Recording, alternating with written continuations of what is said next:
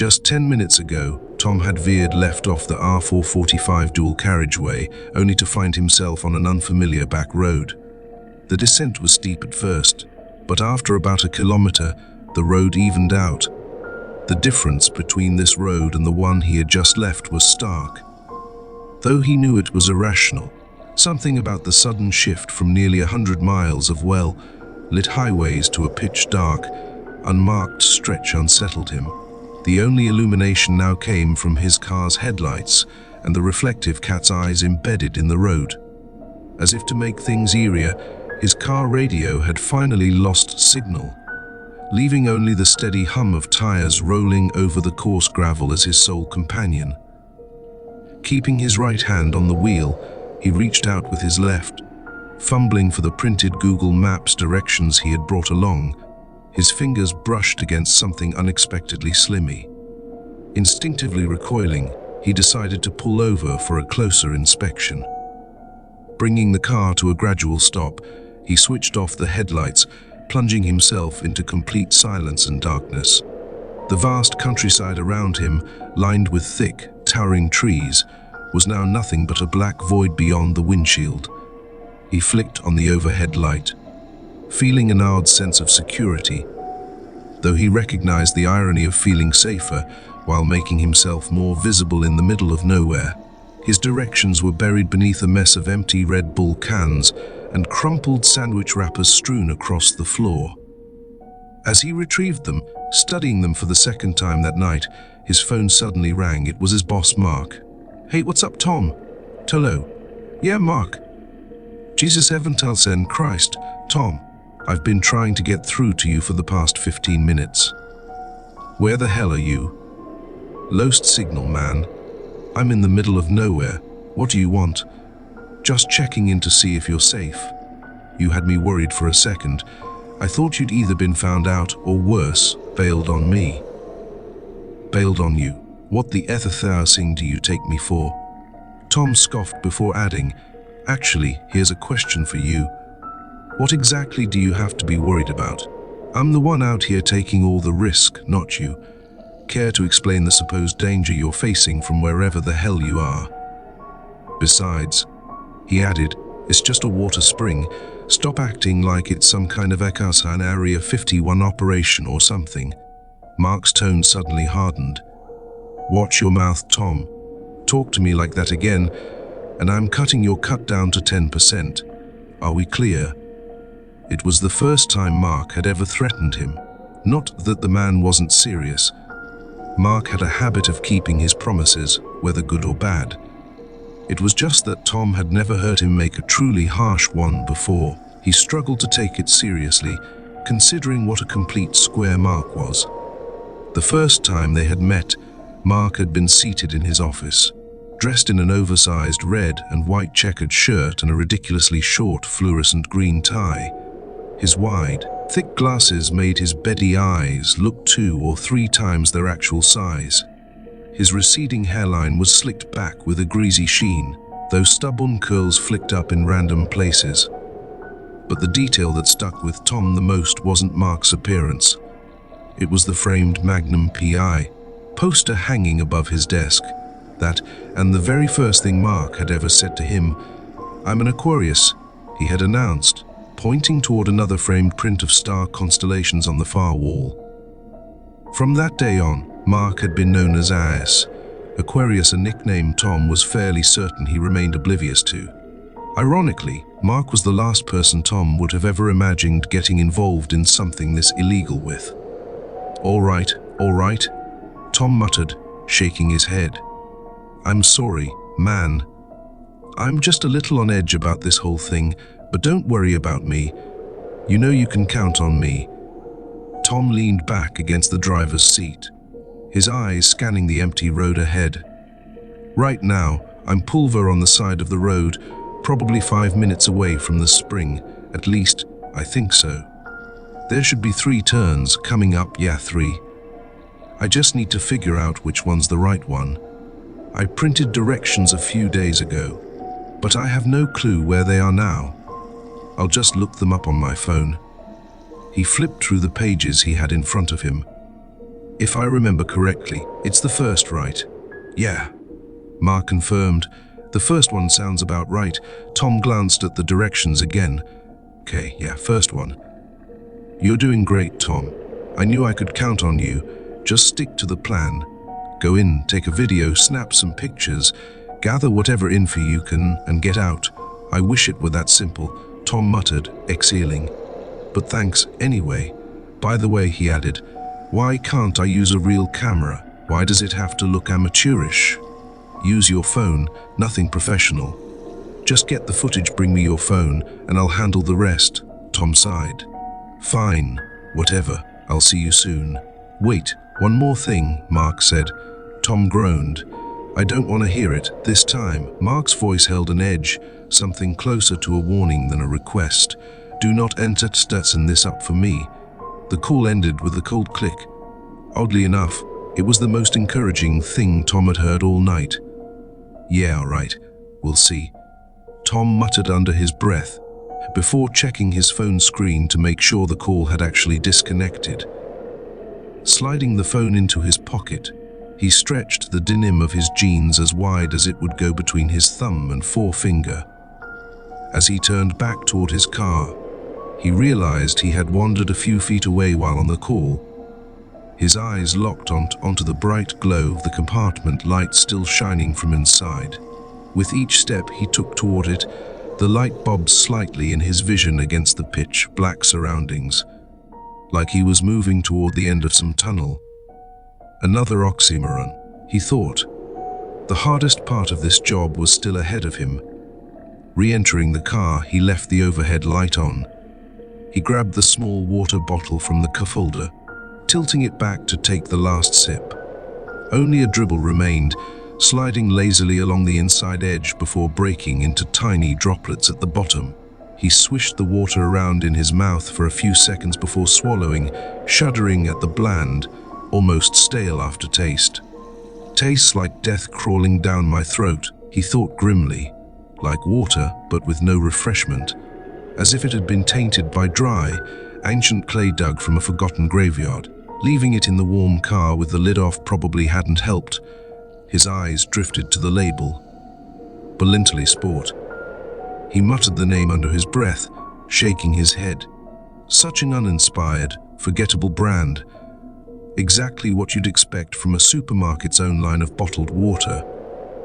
He always had a few of these in his kitchen cupboard, and plenty of his coworkers brought the same brand to work every day.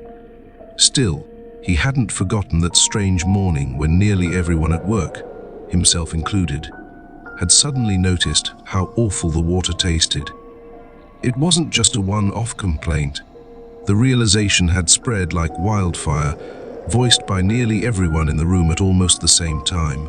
Bottled at the source of the Ballintully Springs, he whispered to himself. Tom picked up his keys, pinching one between his fingers and dragging the entire set across the dashboard. The metal scraped against the surface, the keyrings making a brief warping sound as they slid down the curve. They jingled faintly as they dangled in midair before settling back into place. He was just about to flick off the compartment light and continue on his way. A sudden rustling in the bushes jolted Tom's entire body, locking every muscle in place. A sickening reminder of the rancid water taste crept back onto his tongue. He kept his fingers poised on the light switch, turning his head so slowly that he could feel the stiffness in his neck gradually easing. Just as he was lowering his hand, the noise came again. Louder, longer. Whatever was in the bushes wasn't just moving, it was struggling, thrashing. The shifting sounds rose and fell unpredictably, sending a wave of panic through Tom's chest. Then, for the third time, the sound crept closer. Without hesitation, Tom jammed his key into the ignition, hands trembling as he turned it. The moment the rustling went silent, his engine roared to life, shattering the eerie stillness of the night. But before he could take any comfort in the familiar hum of his car, a piercing, high-pitched screech exploded from the darkness. It was deafening, so sharp it cut through the insulation of his vehicle like a blade. Tom recoiled, instinctively clutching his ears as a sharp, stabbing pain shot through his skull. The sound was unlike anything he had ever heard. He let out a short, panicked cry, his wide eyes darting to the empty Red Bull cans rattling violently at his feet. The shock of the noise had locked his body in place for a second too long. Snapping back to reality, he twisted the key harder, smacking both hands onto the steering wheel before gripping the gear stick.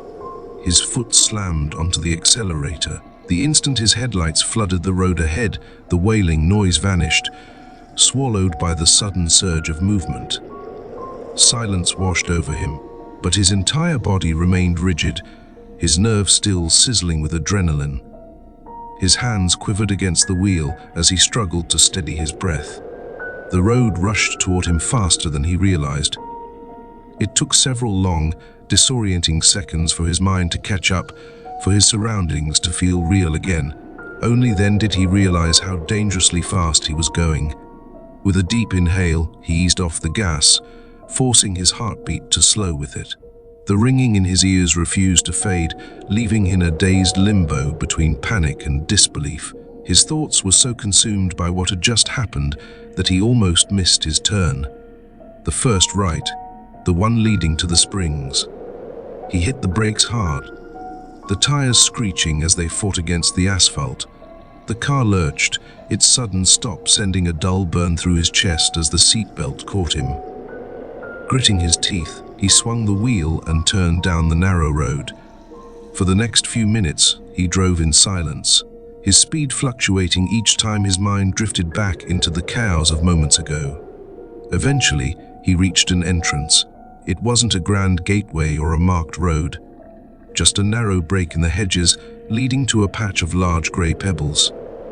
A small wooden fence stood just beyond it, separating the open field from the road. Tom pulled onto the gravel, the crunch of the stones beneath his tires filling the otherwise silent night.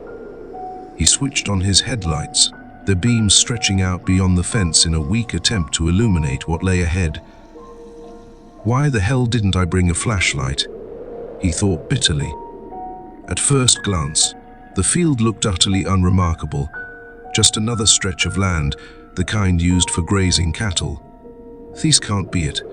He stepped out of the car cautiously, his gaze scanning the darkness as he approached the fence.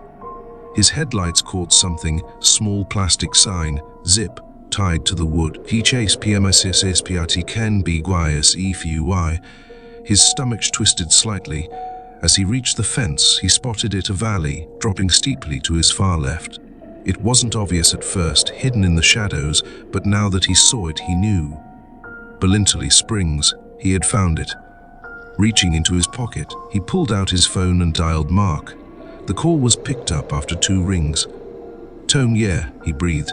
"I found it, the Springs." A pause. Then a quiet hum of approval. "Good," Mark said, his tone even. "No, remember the deal. Get in there, take pictures and video, find whatever you can, then get the hell out." Tom exhaled sharply, glancing back at the field. "Yeah, I know. And Tom," Mark's voice shifted subtly but noticeably. Tom stiffened. "Be quick, and don't ever sign this up for me." The line went dead. Tom lowered the phone from his ear, staring into the darkness ahead. Whatever lay beyond that fence, whatever he was about to walk into, he had the sinking feeling that he wasn't the only thing watching. "You are not to come back empty-handed, Tom. If you do, you're done. And I don't just mean with this assignment, I mean with this company. For good, it's that simple." Tom's breath hitched. "Are you serious, Mark? You're putting way too much pressure on me, man." There was a brief silence on the other end, followed by an impatient sigh. Then Mark's voice returned, colder this time. "All right, Tom, you listen to me. And you listen closely." His words were slow, deliberate, edged with something menacing. "I am really serious about this," he hissed. "And I'm starting to think that you don't quite understand just how serious." A chill crept up Tom's spine. There was something new in Mark's voice, something venomous that wiped away every assumption Tom had about him. All right, Tom stammered. "Calm down. Man, you do not tell me what to do. I wasn't. You do not tell me what to do. Mark snapped, his voice cracking through the phone. And you definitely do not, interrupt me when I'm talking. The phone crackled from the force of his shouting, making Tom wince. You do well to remember where you stand with me, you ambitionless, dead-end, slacking imbecile. Tom clenched his jaw, but Mark wasn't done. I'll spell it out for you one more time, and you better make sure I drill this right into the thick skull of yours. He snarled. I give the orders.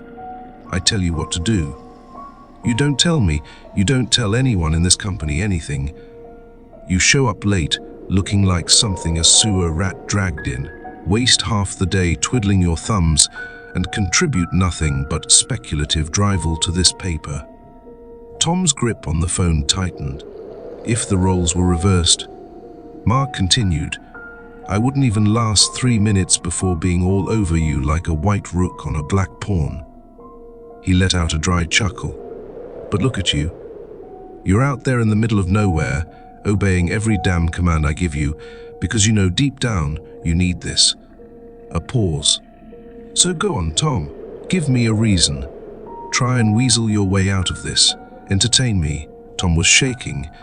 He knew Mark could probably hear it in his breath, in the silence that stretched between them like a thick fog. Seconds passed nothing. Then Mark exhaled through his nose, slow and smug. That's what I thought.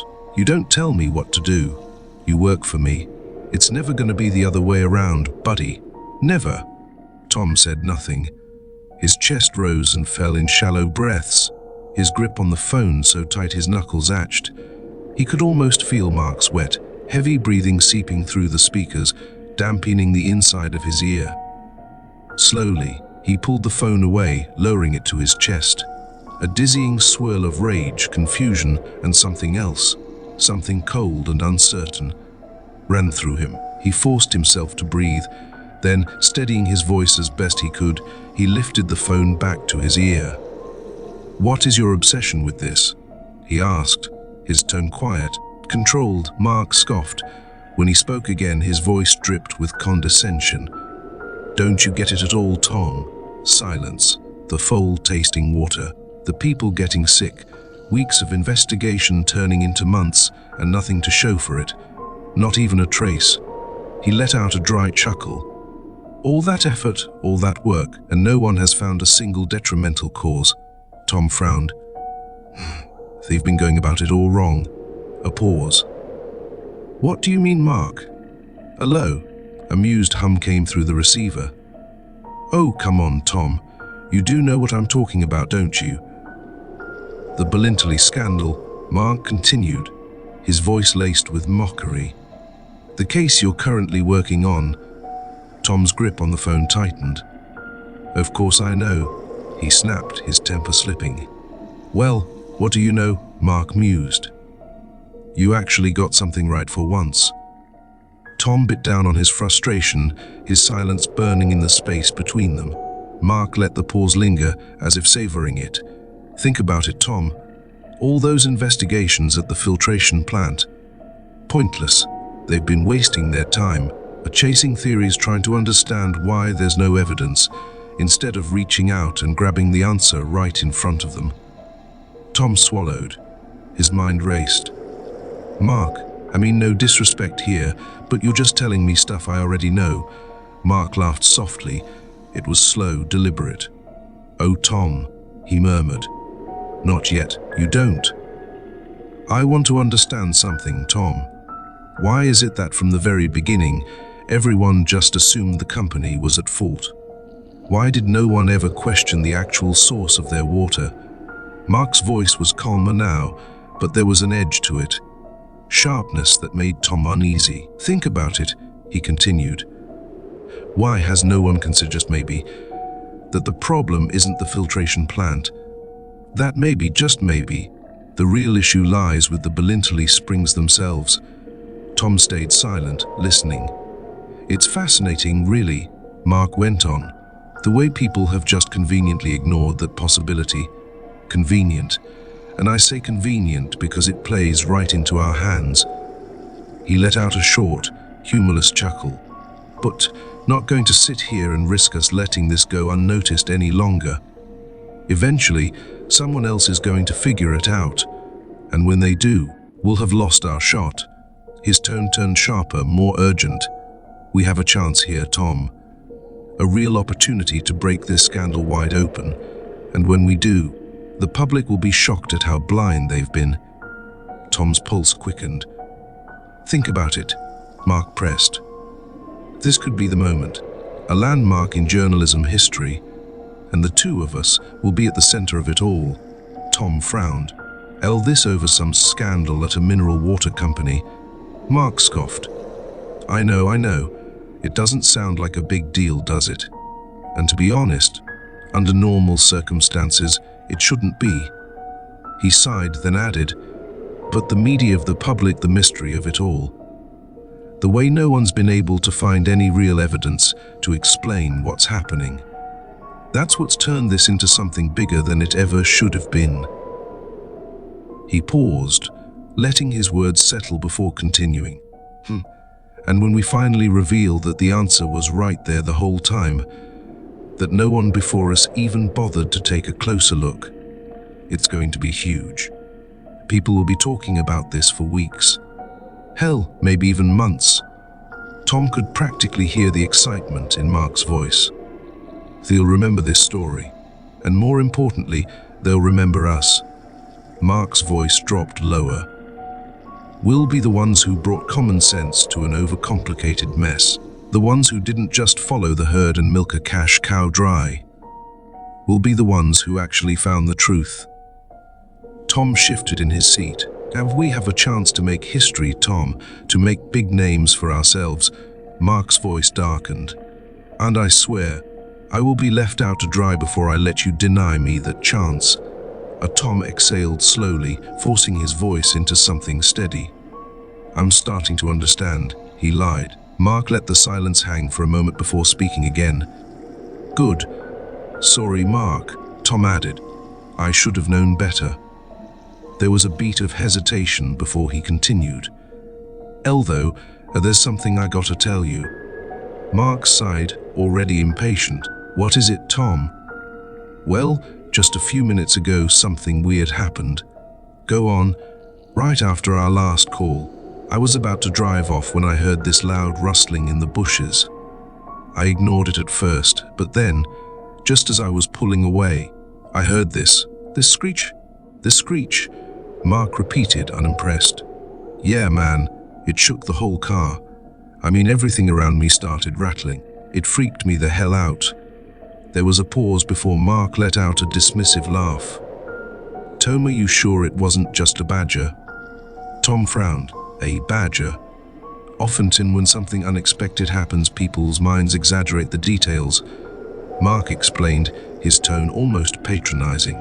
Tom's grip on the phone tightened. "I know what I heard, Mark. The whole car was shaking. How the hell could that be a badger?" "I don't know, Tom." Mark's voice was flat indifferent. "But whatever it was, it's not my concern. And honestly, it shouldn't be yours either." Tom opened his mouth to argue, but Mark cut him off. "You're wasting time, Tom, valuable time. And, frankly, you're wasting mine too." Tom clenched his jaw, feeling his frustration bubble beneath his skin. "I need you to focus for me here," Mark continued. "And I need to know that there's a sensible head screwed on tight between those two shoulders of yours. Can you do that for me?" Tom exhaled, forcing himself to push the tension down. "Yeah," he muttered. "You know I can. I'm just worried, is all." Mark didn't even acknowledge it. "Good," he said briskly. "No, is there anything else? Or can we finally move forward?" "I'll go now," Tom said, pausing for a second before adding, "Just one more thing," Mark sighed, irritated. "Make it quick." "Al, that stuff you just said about me," Tom continued, his voice steady. "If you really believe all that, if you think I'm just some pathetic slacker, then why the hell are you trusting me with this? Why am I the one out here doing this for you?" For a moment, Mark was silent. Then his voice returned, unexpectedly calm. "You're a clever young man, Tom. I can see that in you, whereas many others I can't." Tom's grip tightened on the phone. "I turned down many hardworking, dedicated journalists for this opportunity because I chose you," Mark continued. "And I chose you because I see your potential." Tom said nothing, waiting for the inevitable turn. "I've put my faith in you, despite what others have said. When other managers called you hopeless, when they told me I was making a mistake, I stood by my decision. I believed in you." His voice took on a sharper edge. "Now, prove to them that I was right." Tom's jaw clenched. "But let's not kid ourselves here, Tom." Mark's tone hardened. "You lack motivation. You lack ambition. And to be blunt, you're really asnantin lazy." Tom felt his grip on the phone tighten again, this time in anger. "You don't believe in yourself. You don't push yourself. You let things pass you by. But I know what you're capable of. I remember when you first showed me your dissertation, the research you put into it. It was remarkable. I knew then that you had something special, that you had mountains of potential. The potential to be a groundbreaking journalist." Mark exhaled. "And that's exactly why you're out there tonight. Why you're the one doing this for me." His voice dropped to something quieter, more controlled. "You're discreet, Tom. You know when to keep quiet, when to show your hand, and when not to. For an assignment as confidential as this one, you were the only person I could trust." The line went dead. Tom stood there, phone still pressed to his ear, listening to the empty tone for nearly 2 minutes before finally lowering it. His mind reeled with Mark's words, replaying them over and over.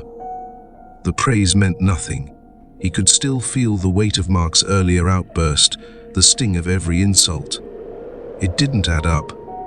If Mark really believed in him, really thought he had so much potential, then why had he torn him down like that? More than anything, Tom couldn't shake the doubt. No matter how hard he tried to be on the same page as Mark, he just couldn't see the logic. Why the hell do I have to trespass onto private property just to find evidence? Why not just open an official inquiry? Why not bring this information to the public? If Mark wanted recognition so badly, wouldn't that be the smarter way? None of it clicked into place. Tom took a deep breath and climbed over the wooden fence, being careful not to let the wires snag his jeans. His thoughts drifted back to the start of the night, to how he had seen Mark as this quivering, spineless bureaucrat, someone he assumed he could brush off without a second thought. And yet, in less than an hour, the roles had completely reversed. Like something a rat dragged out of a ditch, the words burned in his mind.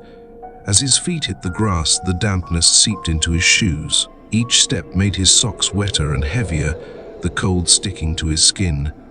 He trudged forward, his pace slow and deliberate at first. But as the ground began to slope downward, his steps grew faster, more forceful. He was descending now. Stopping for a moment, he surveyed his surroundings. The pond at the bottom of the hill was barely visible in the dim night, its surface rippling as it reflected the overcast sky. Tom pulled his phone from his pocket, opened the camera, and switched on the flash. A burst of light cut through the darkness, momentarily illuminating the slope around him. Droplets of dew clung to each blade of grass, sparkling under the harsh glow. The brightness stretched just far enough to reveal the shoreline before fading into a weak, eerie haze beyond the pond. "It's brighter than I thought. Much brighter," he mused. He resumed walking, careful not to slip on the slick grass. The damp terrain made every step treacherous, his canvas shoes providing almost no grip on the cold, wet earth. As he neared the water's edge, he watched the subtle movements of the pond.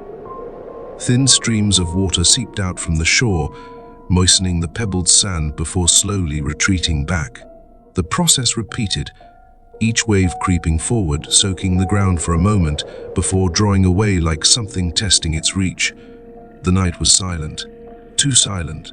Tom swallowed, forcing himself to keep moving.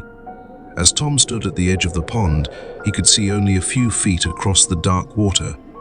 The damp grass beneath him crunched softly, and the tiny pebbles shifted under his weight.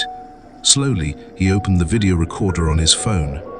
He remained completely still. When he moved, he knew he would have to do so carefully, creeping along the shore, slow and silent.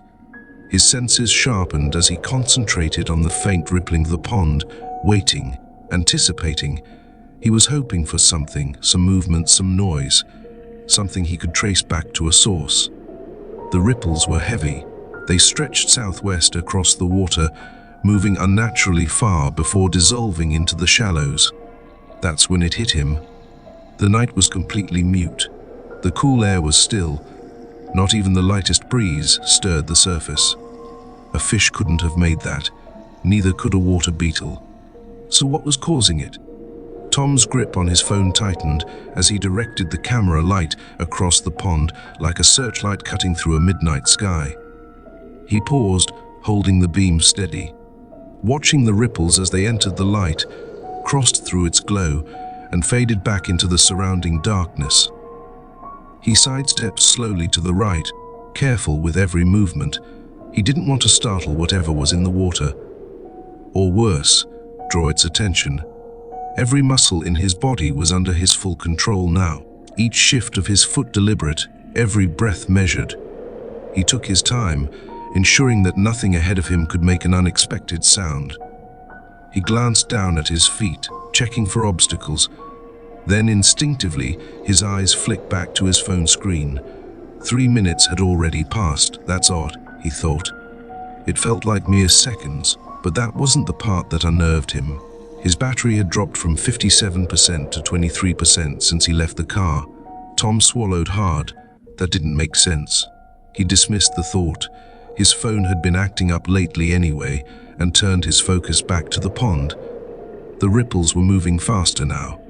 More circular. I'm getting closer, he thought. Then, out of the corner of his eye, something flickered. A faint light. His gaze shifted sideways, his vision straining to the far edge of the pond. His camera light remained fixed, but his mind was already focused elsewhere. Deep beneath the water, the glow stirred. At first, it was nothing more than a murky flicker. But then, hundreds of tiny white particles began rising, fizzing toward the surface before vanishing into nothingness. The glow itself remained still, hovering in place, almost as if it were watching him. It drifted, barely, shifting upward and slightly to the right, moving with eerie slowness. Tom's breath caught in his throat. Carefully, he moved the camera light, scanning the surface for where the light seemed to be rising from. And then he saw it. A small, circular disturbance in the water. The surface bubbled and lightly splashed, like a miniature geyser trapped just below the surface. The ripples were radiating from there, but there was no sound, nothing. Tom watched, dumbfounded, his ears strained, desperate to hear something, anything. But instead, the already quiet countryside seemed to fall into an even deeper silence. It was no longer just the absence of sound, it was hollow. The quiet had weight to it. His fingers trembled as he steadied his phone with both hands, his breath barely escaping through his lips. Chillingly, he followed the floating ball of light as it continued its slow, deliberate path across the pond. Then, with a deep breath, he tapped the record button. At the very edge of his screen, where the dimmest part of his camera light reached into the dense forest lining the right bank, something changed. The ball of light grew, its form stretched taller, the fizzing white specks at its top stopped rising, and then, without warning, it became brighter, more solid, more present. Tom's fingers froze over his phone screen, and for the first time all night, he felt something he hadn't yet allowed himself to feel. Fear. It was like watching the reflection of the moon gliding across the pond, but in fast forward. The glow continued its steady approach toward the surface, rising at the same pace that it drifted toward the right bank. Tom swallowed hard, a tight lump forming in the pit of his throat. His grip on the phone remained firm, his unblinking eyes locked on the fizzing light below. It was shifting, changing, solidifying. Then a deep sense of unease coiled in his stomach. The shape, it was starting to resemble something vaguely human. "What the Ekrusk?" Tom whispered under his breath, his own voice unnaturally loud against the suffocating silence of the springs. His vision blurred for a moment, his focus unraveling as his hands began to tremble. The camera light pulsed erratically, bouncing wildly across the water surface. He forced himself to steady his breath, but each exhale felt heavier, harder to control. And then he saw them, long, thick, shaggy strands of hair. No, dreadlocks, waving slowly beneath the surface, shifting with the unnatural current of the bubbling water. Tom's breath hitched. The humanoid figure, if it was a figure, had stopped just before the bank, its glowing form eerily still. It did not float or drift. It did not move on its own. The only thing shifting was its shape, bending subtly with the ripples. Only Tom's eyes could perceive it. Every instinct in him screamed to run, but the thought of facing Mark's fury, of coming back with incomplete footage, terrified him more than the unnatural thing staring back at him from the water. He felt trapped, a mouse in a cage. Gritting his teeth, he forced his hands to be still, keeping the light steady. He hoped, prayed, that the glow would fade, that it would dissolve into nothingness. If he could capture that, then maybe, just maybe, it would be enough. But then, it shot out of the water. No warning, no build-up, just a sudden, violent eruption, silent yet powerful, sending thousands of water droplets scattering in all directions like debris from an explosion. Tom flinched, recoiling instinctively. His camera jolted, nearly slipping from his grip. He forced himself to focus, his pulse pounding in his ears. His breath came in short, uneven gasps as the suspended droplets came raining back down, striking the water's surface. Not a single one made a sound. Tom's body went rigid as his vision fully adjusted. At first, his dazed eyes registered only the glow, a faint, elongated cylinder pulsing dimly in the air. Then his pupils sharpened, and he saw it. Bumpy, elongated feet, thin, stretched, almost like stilts, pointing straight downward. A long, tattered dress clung to its emaciated frame, its shredded ends barely swaying. Its wiry, skeletal arms dangled uselessly at its sides, its fingers jagged and warped, each nail long, uneven, broken, and then, finally, its head. A twisted mess of matted, clumped hair crowned a grotesquely malformed skull. The head hung, not with the weight of exhaustion, but as if the very spine itself had snapped, flung forward so violently that the flesh of its throat had split, exposing deep, unnatural cracks that glowed dimly beneath the decayed skin. Tom's stomach lurched. The camera in his hands bounced uncontrollably, his body caught between the primal urge to flee and the horrifying paralysis of being unable to look away. What the Etasis am I looking at? His mind fought for logic, for reason, but the sight before him drained all sense from his thoughts. The glow was no longer just a shape in the water. It was her, and she was levitating. Not standing, not floating, but suspended, completely still above the pond's surface. The water beneath her continued to ripple, but her body did not sway. She remained frozen, hovering, waiting.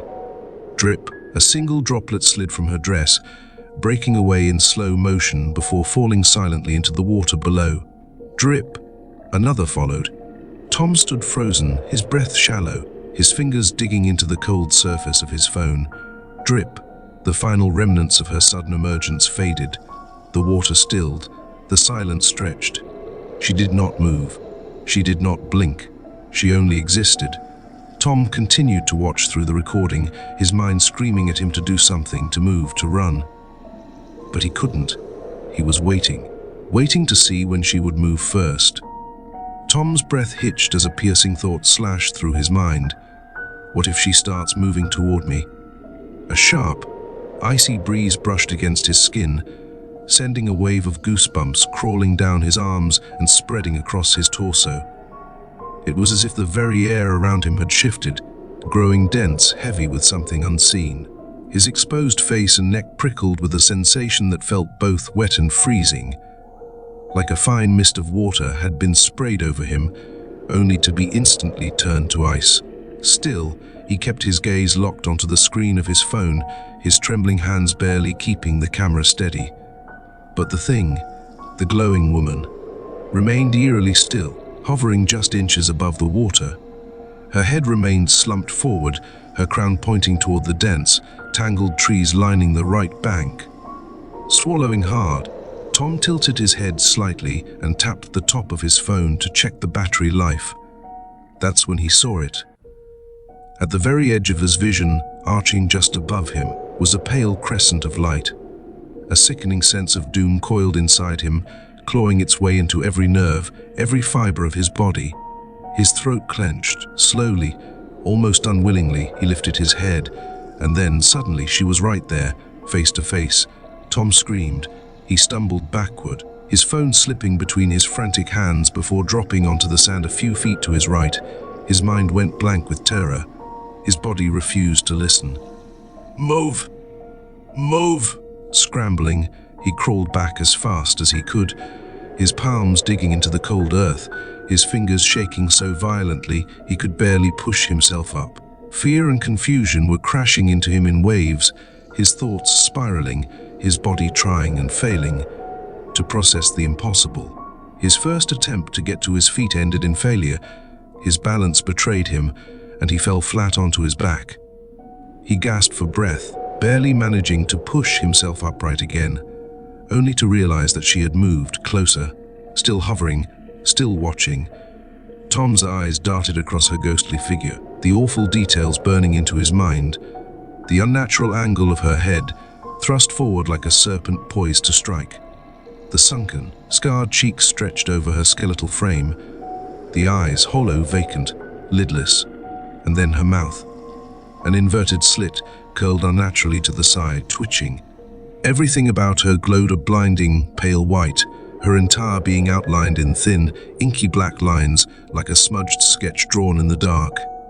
Tom's breath turned shallow. Then, suddenly, her vacant eyes shifted, slowly filling with a deep, burning orange. Her twisted lips cracked apart, peeling open into an oversized, triangular maw. Tom's body locked in place, horror tightening around his chest like a vice. She was closed now, levitating above the ground just a few meters away. Approaching, her fiery gaze bore into his unblinking, as if scorching an invisible line straight through his skull, piercing his mind, burrowing into him. Then, something inside him snapped. His instincts finally took over. Run. Tom turned on his heel and bolted, leaving his phone behind on the shore without a second thought. The moment his feet hit the wet grass, warmth surged back into his frozen veins, flooding his limbs with the desperate energy of survival. His muscles burned, but he ran, pushing himself harder than ever before, his body fueled only by pure, unfiltered terror. Then, from behind him, not a human scream, a wail. A sound so long, so piercing, that it reverberated through his bones, rattling his ribs from the inside out. Tom clenched his teeth, trying to outrun it, but the noise followed, slamming into his skull, filling his ears with a sharp, deafening ring. It was unbearable. It felt like death itself was seeping into his bones, rotting him from the inside out, hollowing him into nothingness. But he refused to stop. He forced his legs to move faster, each stride up the hill desperate, reckless, driven by the primal need to get away. His ears were useless now. The ringing drowned out everything, his own footsteps, his ragged breaths, even the wind whipping past him. He had no idea if she was still screaming, if she was still following, and then goosebumps erupted across his back again. A cold whisper of dread slithered up his spine. Somehow, without a single sound reaching his ears, he knew she was close. Terrified, he risked a glance over his shoulder. His breath caught there. Just behind him was her face, twisted in rage. Her fiery eyes burned into his back, searing through him like a branding iron. He felt them, not just on his skin but inside him, digging deeper, turning his very soul to ash. Tom reached the top of the hill, his body growing colder and colder with every desperate step. He sprinted blindly through the suffocating darkness, his mind scrambling to find the fence he had climbed at the start of the night. But something was wrong. Something was different. Even through the blinding storm of panic consuming his thoughts, a thin thread of logic managed to break through. Where is it? His breath came in ragged, uneven gasps, his lungs failing to keep up with the brutal demands of his survival instinct. His entire body trembled under the crushing weight of exhaustion, but he couldn't stop.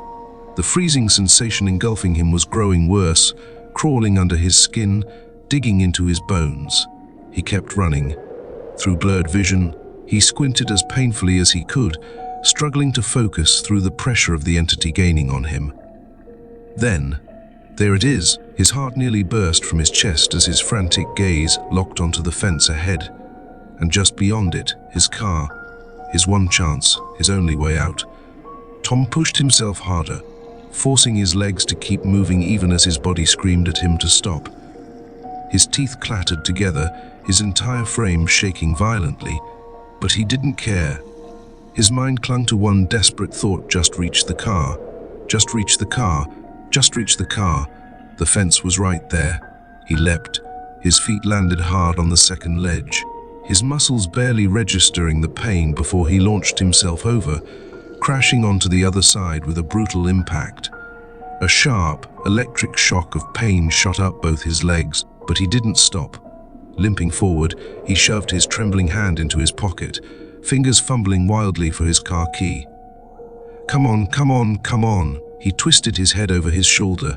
She was there, just beyond the fence, motionless, watching, her burning orange eyes drilled into him, contempt carved into every inch of her face. Tom's mind screamed at him to question it. Why isn't she following? Why wasn't she hovering over the fence, closing in on him? But he didn't care. All that mattered was getting into that car, and getting the hell out of here. His thumb pressed the key fob. Nothing. He pressed it again. Harder. Nothing. Heart pounding, he planted his hand on the car window and pressed the button twice more. Still, nothing. Panic shot through him like ice water. He jammed the key into the lock, yanking the door open, throwing himself into the seat. His breath hitched, his shaking fingers barely managing to shove the key into the ignition. He twisted it. Come on, come on, come on.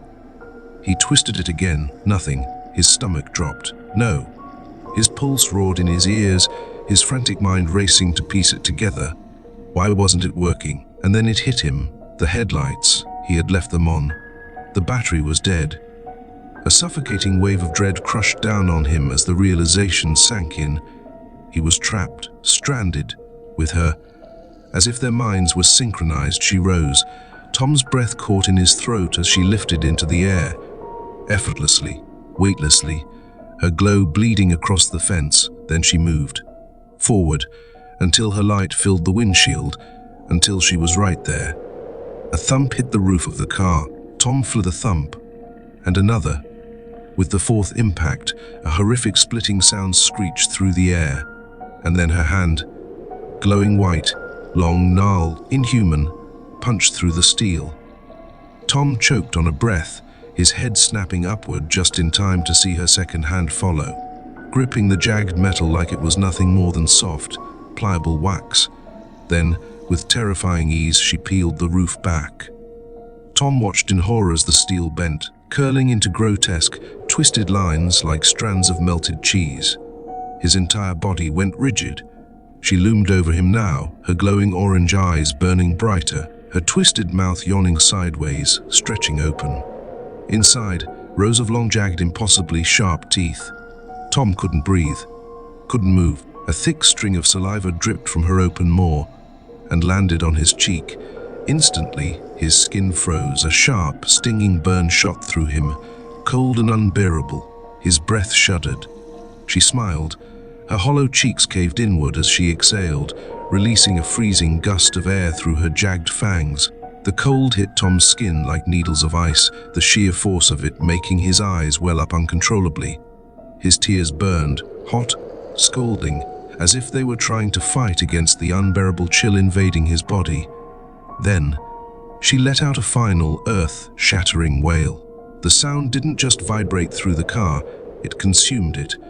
A violent tremor overtook the vehicle, rattling it like a tin can caught in a storm. And then, silence. Tom couldn't hear. The ringing in his ears had swallowed everything, distantly. Through the suffocating, soundless void, he watched her. Her blazing, empty orange eyes seared into him as she pulled herself upward, lifting toward the blackened sky.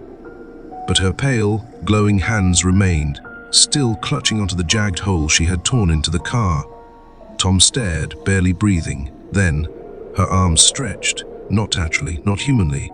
Her limbs elongated, pulled back elastically, impossibly, until they were thin and grotesquely overextended, as if her very body was unbound by the laws of the living. Tom shifted his head slightly, every movement slow, sluggish.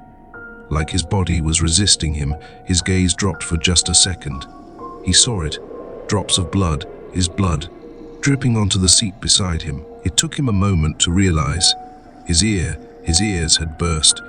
The realization should have sent him into full-blown panic, but his body was shutting down. His mind was numbing. His boiling hot tears stung his skin just as fiercely as her saliva had, the opposing temperatures warring over his flesh. Move.